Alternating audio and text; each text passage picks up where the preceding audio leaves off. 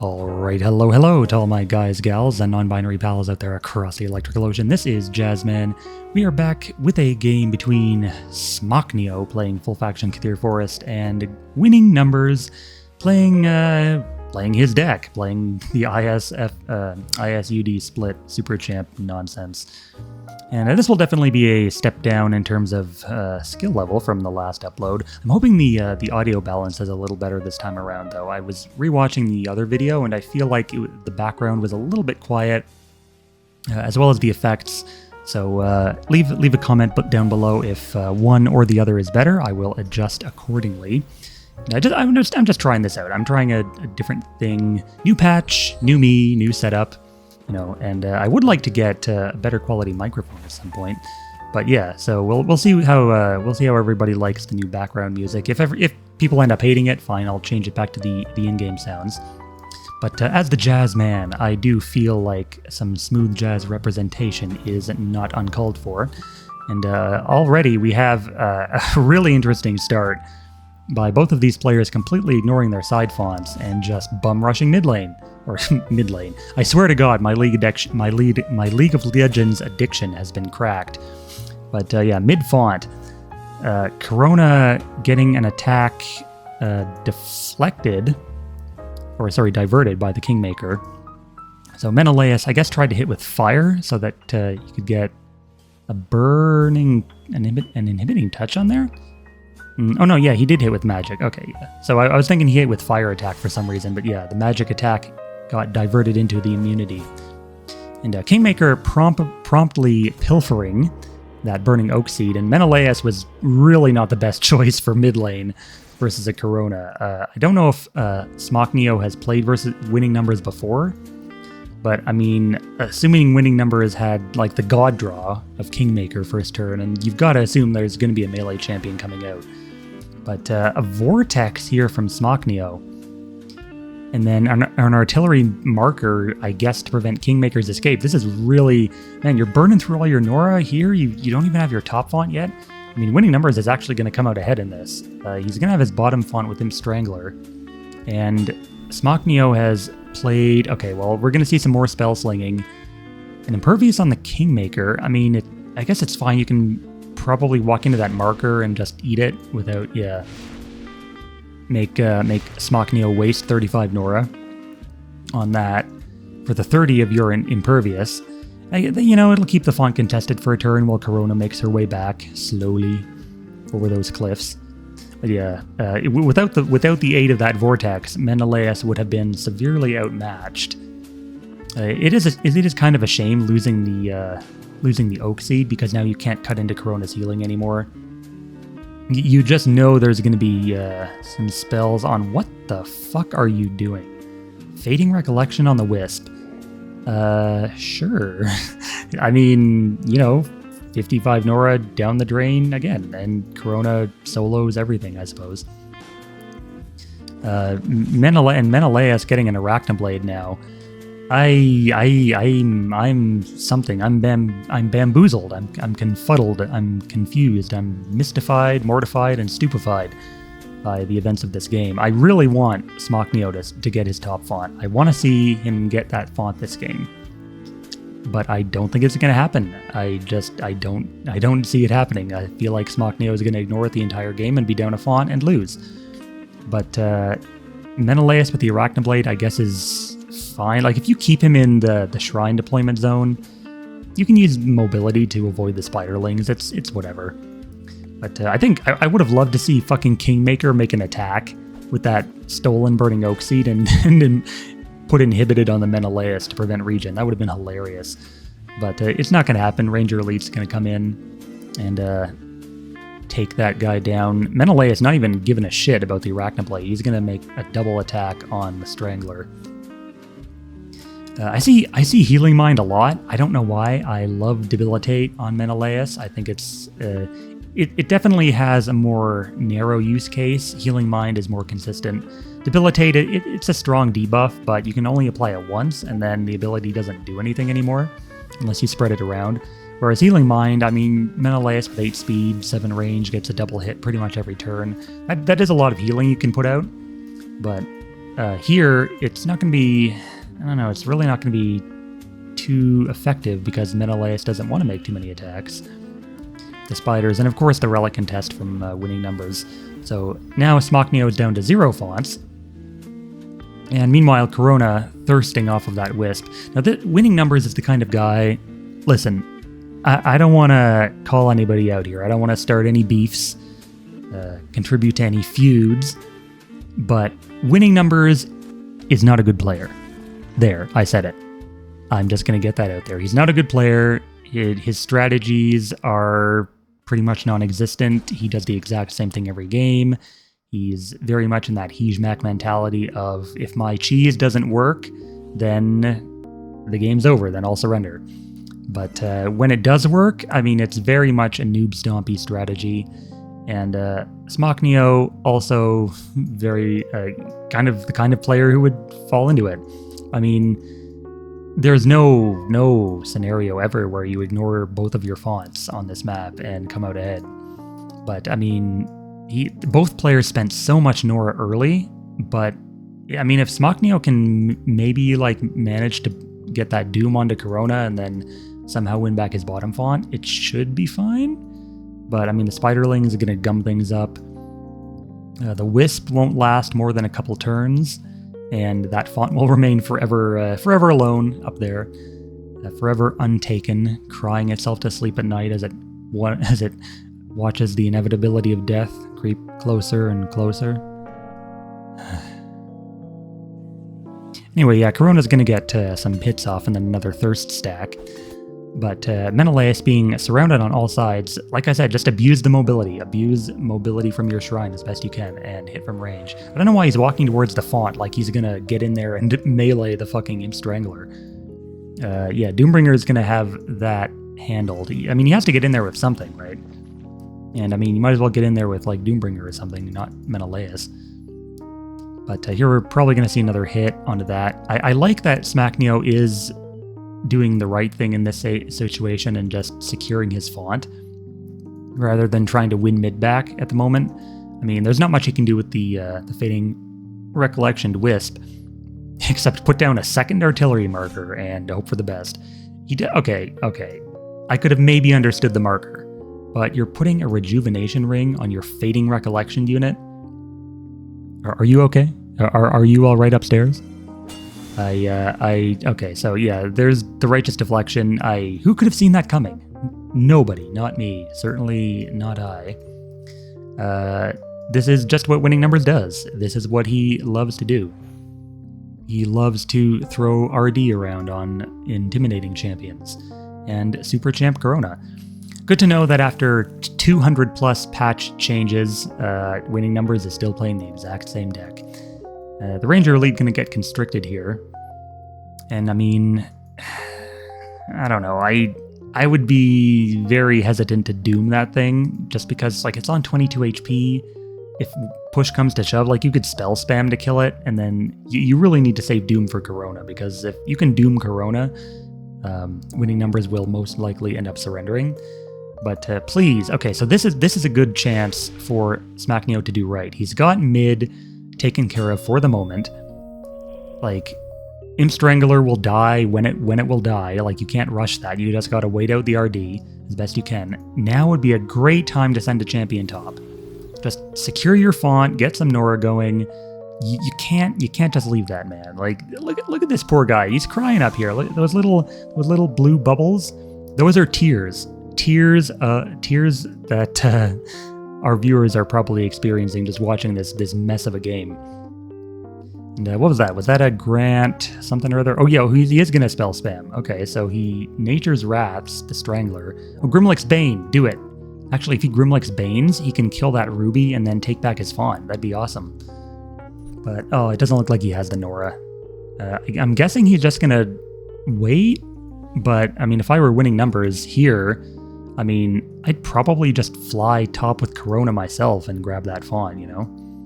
Like, you're not going to get past the artillery marker, so why beat your head against the wall, right? Just get the font, and then, like, smachnio has nothing, you know? If you can stick in this font and then grab that top font, you can maybe eke out a win because smachnio can't really push forward with the champs he's got. Like, you're on 2 fonts, you have the advantage. You just gotta push forward and take it. That's what she said, right? So there's the dead ruby, and it's gonna spawn another spider. But you know what? The rejuvenation ring. Now that I'm second guessing it, it wasn't too bad an idea, because at this point, smachnio kind of needs bodies. Like, he just needs champions on the board that can survive against this, because winning numbers isn't deploying. Like, he's got his boys. He's got Corona, totally not a boy, by the way, and then Imp Strangler. Like, he's got the duo, he's got the spells. He's probably not going to drop any more champions for a while. So if you can just keep deploying, keep the champions rolling, make sure you don't lose too much, you're probably going to come out okay. So, I mean, I mocked him at the start, but rejuvenation ring probably coming in handy here. And oh, speaking of boys, there's the 4-armed boy, Voth's Ironguard. This is another champion that Winning Numbers just loves to put Majestic on. Because, of course, the combo, Arrow Eater plus Majestic, right? And he is, okay, it looks like Winning Numbers has taken my advice. He's stream sniping me, right? He's got the lock on that top font. So puts down the Hondor Memorial, and this thing is still crazy, by the way. 30 Nora, everything is faithless and branded in the AoE. So it's definitely still very much an auto-include in Paladins, and maybe even IS in general. I like the idea of taking away spell presence quite a bit. Even when I'm playing KF, sometimes I like to run Occlude, especially if I'm doing fairies, because they can play Occlude and not get affected. But faithless on everybody, it's really surprising how often that comes up. But here the Wisp is going to get in that font, and the Righteous Deflection is gone, but of course Winning Numbers, I mean, you gotta assume he runs 2, right? He always runs 2. So, and this is sort of why I hesitated to put the Ranger Elite in the font, because at least the Doombringer, like, it had more HP, it had Doom for, you know, worst case scenario. But yeah, there's the second Impervious, Wisp down to 10, not quite dead yet though. I'm kind of surprised Winning Numbers doesn't take Rend on his Stranglers. He takes Render instead. Render? I barely know her. But Winning Numbers sniping that top font. And smachnio, he can maybe be in a fine place if he eventually gets that font, but it's not looking too good now. Winning Numbers is starting to deploy more. And what? Okay, Cleansing Emerald, bro. Really? You're putting Emerald down for just to keep that Wisp alive a little longer, huh? See, now, like, if I were Winning Numbers, I would just sit that thing in the back and, I don't know, force Mena to re-engage it with the spawn more Spiderlings. I think overall though, Winning Numbers has gotten all he can out of that contest. Like, he's up 3 fonts to none. There should be no way he loses this from this position, right? But you know, this is crazy low elo game. Anything can happen. Voth's is going to sit in here forever. I would expect a Doom. Like, Corona, you can't really wait to Doom that Corona until until she gets back down here. You just want that, like, because what is fucking Menelaus going to do versus Ironguard, you know? But Deceiver here with the Deception towards mid. I don't know if I'd put Deceiver in there. Like, put your fucking Arrow Eater in the font. Why are you deceiving up this far? This is the real one, by the way. These are the illusions back here. You can tell because of the arrows above the upgrades. But yeah, I would just put that fucking Reaver in his face. Doom be damned, you know? You're half UD, run fucking Retribution or something, you know? But it seems like he's gonna do just that. Deceiver, like, I still wouldn't be this close with the Deceiver, you know? Menelaus can double hit if he wants. Now here, I would expect a second RD on that Strangler.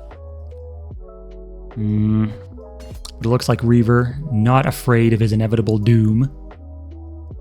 Going in for a hit. And what is Winning Numbers going to do about topside? If I were Winning Numbers, I would probably just start wailing on that shrine with Corona. Because, I mean, smachnio has nothing up here. He's got not a thing. And, I mean, Menelaus can hit over this terrain, but you're just going to spawn more spiderlings. Actually, it'll kind of eat through the marker if you spawn a spiderling and then the egg hatches and then it'll trigger. So I don't know, I'd attack outside of that range if I were smachnio, just so that you can save that final proc for when the Reaver, or sorry, the Ire Guard advances. But yeah, Corona, like she's still pretty strong. 40 HP, Oblivion Shield, and Majestic. I would be afraid to face that. Maybe another Doombringer is in smachnio's future. But here, I mean, he's running down his turn. Is he actually AFK, or am I DC'd? Please don't let me be DC'd. I worked too damn long and hard. Oh my god, I am DC'd. Okay. It is me, right? Yeah, okay. I don't know what the hell happened here. 1 minute. We will be back. We will be back to witness the end of this monstrosity of a game. It's been some time since that's happened to me, actually. I haven't not experienced a DC in a while. Just listen. See, this is where the smooth jazz comes in handy. You don't have to deal with any like dead air in the background as we reconnect. Connecting. Wait, did everybody get booted? Hold on, let me check. Okay, yeah, no. I was gonna go check the Discord, but seems like that is not the case. It's just me, myself. I don't know. Like usually, the most often I DC is like during a game myself, but I don't think I've had it happen like once or twice with observed games. And where are we here? Here we go. So what has happened in the time that I've been gone? Imp Strangler still alive, and wow, what did I say? The second Righteous Deflection has gone down. The Bothasaur was doomed, and what do we got? Demon Lich here. Fairy Trickster, that's an interesting choice. I mean, it can stall for a while. Why are you stunned? Why are you stunned? I'm guessing Hammer Strike or something from Winning Numbers. But yeah, like I said, that artillery marker still kicking, keeping that Bothasaur at bay. And I mean, like, credit to smachnio, he's still trying his darndest to stay in this game. Nectar Fairy here, I'm assuming for the divert on the Trickster for next turn. And then Doombringer, having fulfilled his purpose up near the Ire Guard, is threatening bot side. And this Wisp, man, this Fating Recollection Wisp is totally pulling its weight. Remember earlier when I said keeping it alive with the ring was a waste of time? Well, look who's laughing now. It is totally smachnio that's laughing right now. And I am crying myself to sleep. Because I was, oh no, I made a mistake, I was wrong, no, don't, my fragile masculinity. Wow, that was, wait, what? Marker hit both of those spiderlings as they spawned? Is that a real thing? Okay, well, I guess both the spiderlings died, and Menelaus died right along with them. So Winning Numbers slowly pulling ahead in this game, as if he wasn't already ahead. But yeah, man, see, this is what ignoring top font gets you.